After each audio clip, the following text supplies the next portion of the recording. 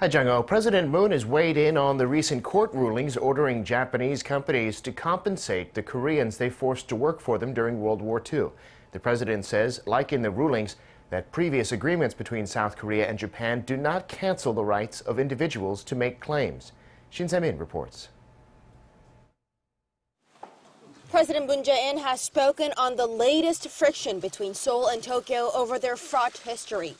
He met at the Blue House with lawmakers from both countries who are part of the Korea-Japan Parliamentarians Union.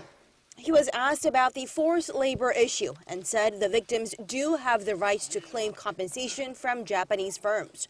South Korea's Supreme Court ruled in separate cases late this year that 2 Japanese firms must compensate Koreans forced to work in their factories when Japan ruled the Korean Peninsula as a colonizer. President Moon said the issue of forced labor by Japanese firms is the judiciary's ruling. And just like Japan, Korea respects the separation of powers between 3 branches of government. He said while the basic agreement between 2 countries is still valid, the individual worker's right to claim compensation to Japanese firm has not been done away with. And on the shutdown of a Japan-funded foundation to compensate Korean women forced by Japan into sexual slavery, President Moon said he hopes to consult with Tokyo to come up with ways to use the money it's already spent.